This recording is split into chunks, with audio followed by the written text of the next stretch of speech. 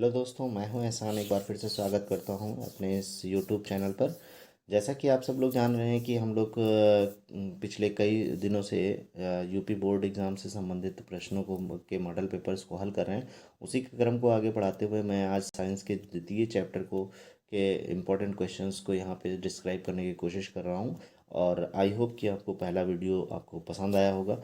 और इस वीडियो में हम आपको समझाएंगे कि द्वितीय चैप्टर से सबसे इम्पोर्टेंट क्वेश्चंस कौन कौन से हैं, और अगर इन क्वेश्चंस को आप पढ़ लेते हैं तो आपको पूरे चैप्टर को पढ़ने की आवश्यकता नहीं है।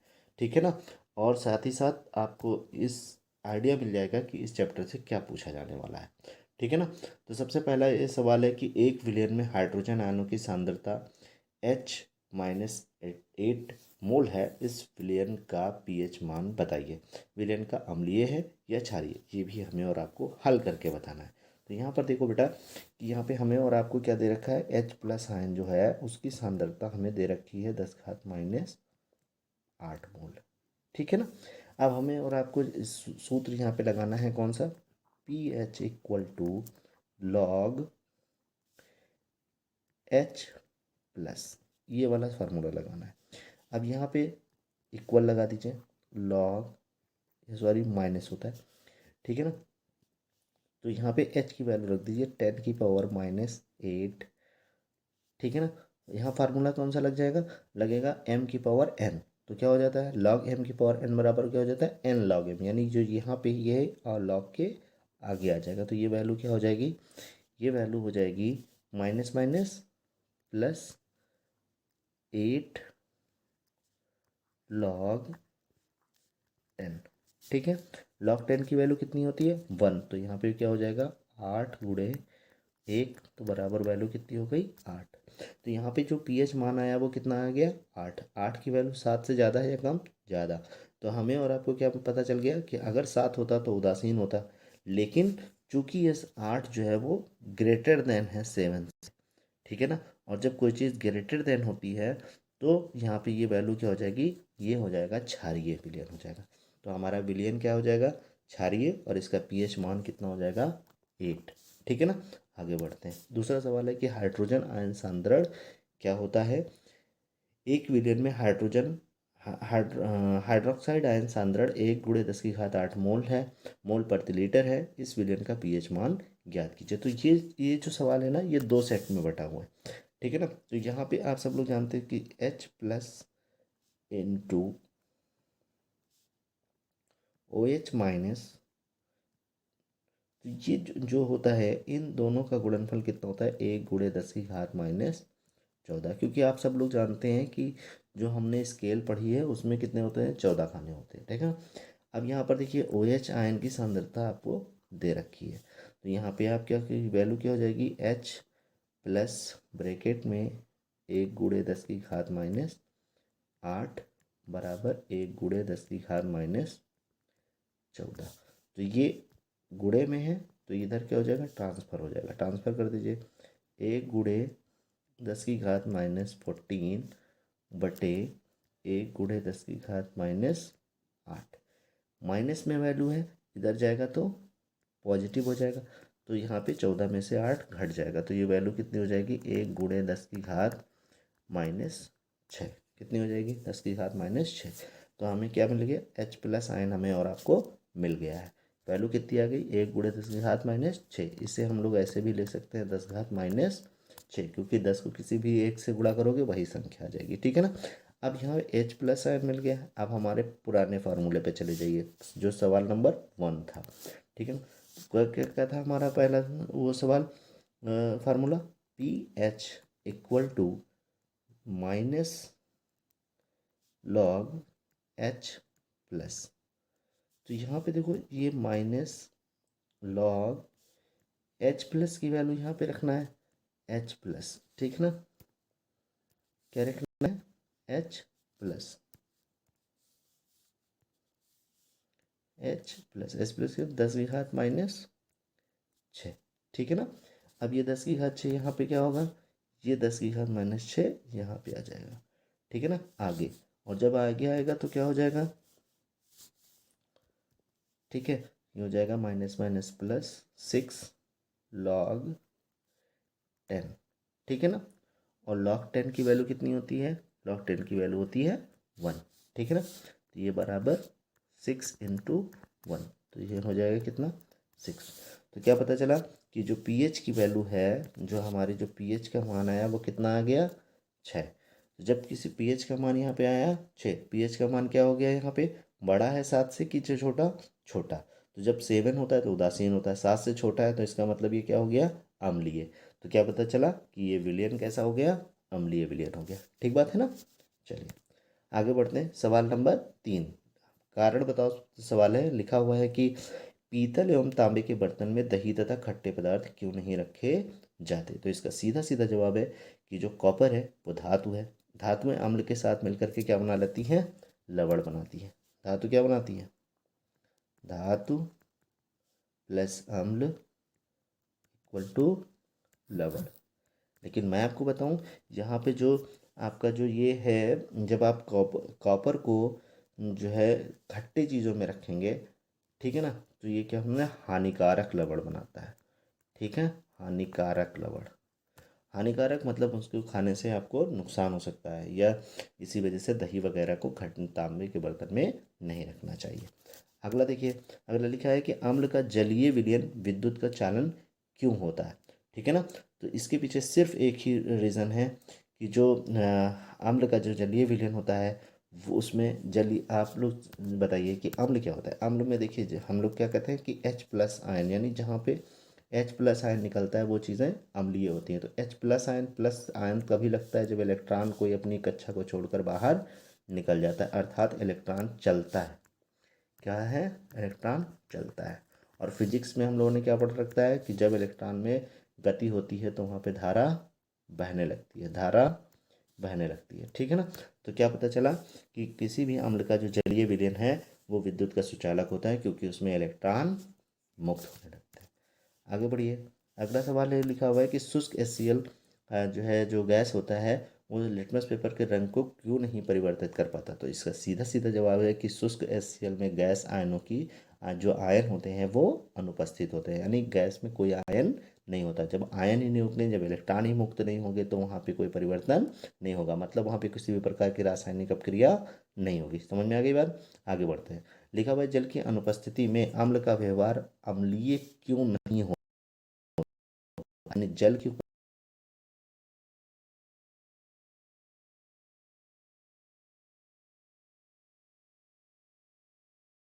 नहीं होता है। ठीक है ना। तो उसके पीछे सीधा सीधा रीज़न है कि जो H+ आयन होती है उसकी सांद्रता घट जाती है, यानी जब पानी होगा, पानी किसका बनता है, H2O।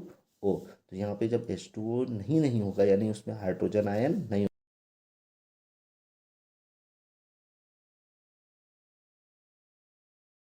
होगी है। ठीक है ना।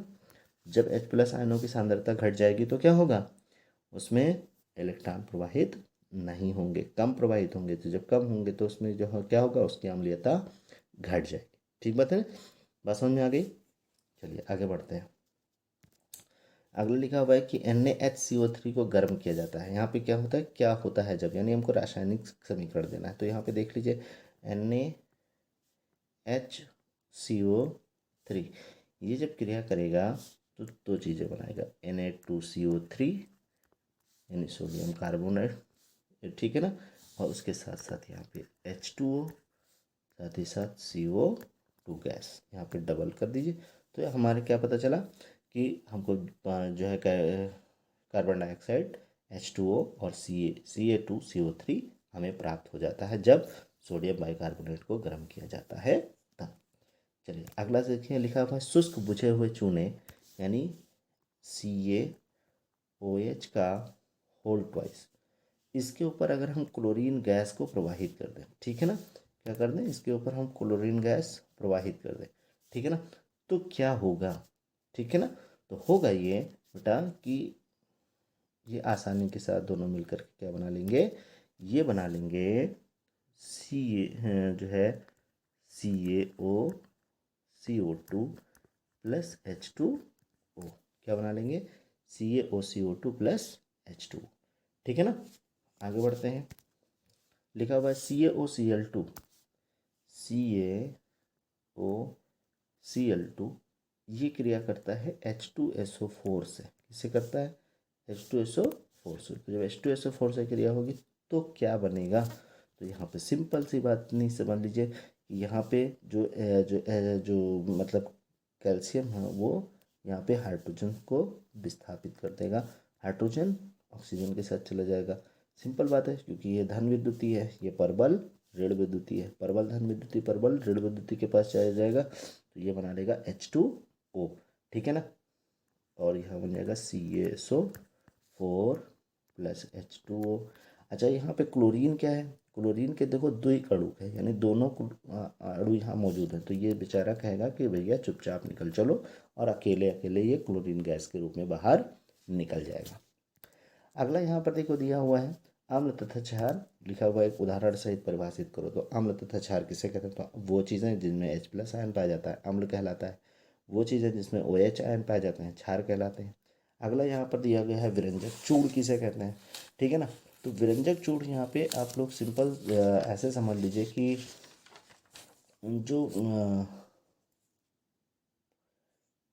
जो हमारे पास जो कैल्शियम क्लोरो हाइपोक्लोराइट होता है ना, आप सब लोग जानते हैं, क्लोराइड ऑफ लाइम भी इसको बोलते हैं, क्लोरिनेटेड लाइम भी बोलते हैं, या इसको ब्लीचिंग पाउडर भी बोलते हैं। क्या बोलते हैं? ब्लीचिंग पाउडर भी बोलते हैं। कई नाम हैं इसके, इसके कितने हैं? कई नाम हैं। ठीक है ना?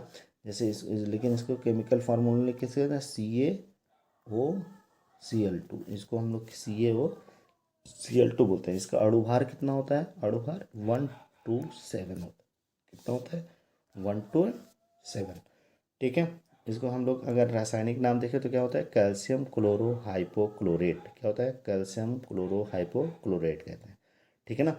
आपसे पूछा जा सकता है कि इसके निर्माण कैसे होते हैं, तो आप लोग बोलेंगे कैल्शियम हाइड्रोक्साइड और क्लोरीन गैस के की आपस में क्रिया कराने पर, किसकी किसकी क्रिया कराने पर? कैल्शियम हाइड्रोक्साइड यानी CaOH का होल ट्वाइस के साथ क्लोरीन गैस की क्रिया करा दीजिए तो आसानी के साथ आपको CaOCl2 प्लस H2O प्राप्त हो जाता है। यानी ये ब्लीचिंग पाउडर आसानी के साथ आपको प्राप्त हो जाता है। ठीक है ना? ब्लीचिंग पाउडर जो है वो हल्का पीले रंग का होता है। आप सब लोग जान रहे हैं कि मतलब जब कपड़ा वपड़ा जो धुलने के लिए लेकर के आते हैं ना, तो बहुत ज़्यादा गंदगी हो जाती है ना, तो उसको हम लोग इस्तेमाल करते हैं। ठीक है ना? ये जल में विलय है, दुधिया रंग देता है। इसमें क्लोरीन गैस की जैसी गंध आती रहती है, क्योंकि यहाँ पे देखो क्लोरीन गैस यहाँ पे मौजूद है। ठीक है ना? चलिए आगे बढ़ते हैं। इसमें लिखा हुआ है धामन सोडा। क्या लिखा हुआ है? धामन सोडा। देखो दो प्रकार के होते हैं, एक होता है कॉस्टिक सोडा और एक होता है धामन सोडा। धामन सोडा जो होता है वो और कॉस्टिक सोडा दोनों में अलग अलग होता है। अच्छा, एक और होता है बेकिंग सोडा या खाने का सोडा। ठीक है ना? तो ये तीन चार चीज़ें हैं। धामन सोडा जो है वो क्या है? जैसे बेकिंग सोडा जो है वो खाने वाला होता है, लेकिन धामन सोडा क्या होता है? धोने वाला सोडा होता है। ठीक है ना? इसको हम लोग सोडियम कार्बोनेट डेकाहाइड्रेट भी बोलते हैं। क्या बोलते हैं? Sodium carbonate decahydrate. ठीक है ना? इसको फार्मूला क्या होता है? Na2CO3.10H2O। ठीक है ना? इसका अणुसूत्र कितना, अणुभार कितना होता है? 286 होता है। कितना होता है? 286 होता है। ठीक है ना? ये जल में विलय है और पर्याप्त ऊष्मा उत्सर्जित करता है। जब इसको पानी में डालते हैं तो बहुत अच्छी मात्रा में पानी यहाँ पे ऊष्मा निकलती है। ठीक है? इसका उपयोग हम लोग कांच, कागज और जो है धातु शोधन, आग बुझाने वाले यंत्र, धातु कार्बोनेट के निर्माण आदि में इसका इस्तेमाल हम लोग करते हैं। साथ ही साथ बेकिंग पाउडर, पेंट, रंजक आदि को भी बनाने में किया जाता है। ठीक है ना? अगला देखिए, बहुत ही महत्वपूर्ण यहाँ पे दिया हुआ है plaster of Paris. Plaster of Paris का सूत्र क्या होता है? CaSO4.12H2O। ये क्या होता है? प्लास्टर ऑफ पेरिस होता है। प्लास्टर ऑफ पेरिस का यहाँ पे अणुभार कितना हो जाएगा? 136.134। ठीक है ना? ये एग्जैक्ट यहाँ पे आपको याद करने की जरूरत नहीं है, 1346 याद रखिए, बहुत है इतना। ठीक है ना? इसका निर्माण हम लोग किससे करते हैं? आपसे बहुत इंपॉर्टेंट क्वेश्चन आपसे पूछा जा सकता है, प्लास्टर ऑफ पेरिस का निर्माण कैसे होता है? तो प्लास्टर ऑफ पेरिस का निर्माण जिप्सम के द्वारा होता है। किसके द्वारा होता है? जिप्सम। अब जिप्सम का सूत्र भी याद रखना जरूरी है। जिप्सम का सूत्र होता है CaSO4.2H2O। ये क्या होता है? जिप्सम होता है। अच्छा, प्लास्टर ऑफ पेरिस जो होता है ना बेटा, ये जो आप लोग प्लास्टर ऑफ शो वगैरह कराते हैं ना, जब इसको शॉर्टकट में हम लोग पीओपी बोलते हैं। क्या होता है? पीओपी। सभी के घरों में होगी। अच्छे अच्छे सुंदर सुंदर से डिजाइन बनवाते हो ना घरों में, तो वो किसकी बनी होती है? पीओपी की बनी होती है ना। तो यहाँ पे क्या होता है? पीओपी होता है, उसको वगैरह में भी यूज़ किया जाता है। डॉक्टर मतलब मेडिसिन डिपार्टमेंट में भी इसका इस्तेमाल होता है। ठीक है, सजावटी दुकान खिलौने बनाने में या में फॉर सीलिंग बनाने में इसका इस्तेमाल करते हैं। और ये सफ़ेद रंग का होता है, जल में डालेंगे तो ये घुलता नहीं है, अविलय है। समझ में आ रही बात? चलिए अगला सवाल यहाँ पे अगला देखते हैं। लिखा हुआ है पीएच मान। तो पीएच मान क्या होता है? ये एक ऐसा मान है, या एक कह सकते हैं ये एक स्केल है जिसके ऊपर कुछ मान अंकित होते हैं, जो कि अम्ल, क्षार और उदासीनता को प्रदर्शित करता है। उदासीकरण क्या है? कि जो वो चीज़ें जिसका पीएच मान हाँ 7 होता है, वो उदासीन होता है। ठीक है, अगला सूचक। सूचक क्या होता है? जो अम्ल और क्षार के की सूचना दे वो सूचक कहलाएगा। ठीक है ना। इसके बारे में थोड़ा सा डिटेल से आप लोग पढ़ लीजिएगा। यहाँ पे मैं हल्का इसका डिस्क्राइब कर दे रहा हूँ। उत्फुलन क्या है? ये बहुत इंपॉर्टेंट है। ठीक है ना। जैसे कोई लवण होता है ना, जैसे मान लीजिए कि ये लवण है। ठीक है ना, कोई भी एक्स वाई जेड कोई एक लवण है। ठीक है ना। इस लवण में से क्या है कि कुछ मात्रा में यहाँ से क्या हो कि जो पानी है ना, कुछ मान जैसे यहाँ पे ये मान लीजिए कि ये पूरा एक लवण था। ठीक है ना। ठीक, इसमें मान लीजिए कि कुछ इतना सारा थोड़ा सारा यहाँ पे पानी था। वो पानी यहाँ पे जैसे ये मान लीजिए कि ये इतना सारा इसमें पानी है, ये यहाँ से पानी निकल जाए। ठीक है ना। ये पानी को ये निकल जाए। ठीक है ना। अब ये पानी जब निकल जाएगा तो बचेगा यहाँ पे जो जो बचेगा। ठीक है ना। जो बचा हुआ माल है उसको हम लोग क्या कहते हैं? जल का जो है निकलना, यानी यहाँ से स्वतः निकला ना, ज़बरदस्ती तो हमने निकाला नहीं, गर्म नहीं किया, मैंने हीट नहीं किया। जब यहाँ से जो बिना हीट किए, बिना किसी अलग से क्रिया किए किसी लवण से कुछ जल निकल जाए, यानी H2O क्या हो जाए? बाहर निकल जाए। यानी यहाँ से ये था, यहाँ से ऐसे निकल जाए बाहर। जब कुछ मात्रा में जल निकल जाए तो ये क्रिया क्या कहलाती है? उत्फुल्लन। उत्फुल्लन क्या कहलाती है? क्या कहलाती है? उत्फुल्लन। ठीक है ना। एक लाइन में समझ लीजिए कि किसी जल युक्त लवण से स्वतः जल का अलग हो जाना, किसी जल युक्त लवण से स्वतः जल का अलग होना उत्फुल्लन कहलाता है। ठीक है ना। तो ये थे आज के मोस्ट इम्पॉर्टेंट क्वेश्चंस जिन्हें हमने और आपने डिस्क्राइब किया। आई होप कि आपको ये वीडियोस अच्छी लगी होगी। अगर ये वीडियो आपको पसंद आई है तो इसे लाइक, शेयर और सब्सक्राइब करना बिल्कुल भी ना भूलें। मिलते हैं अगली वीडियो में। Lot of thanks for listening and watching.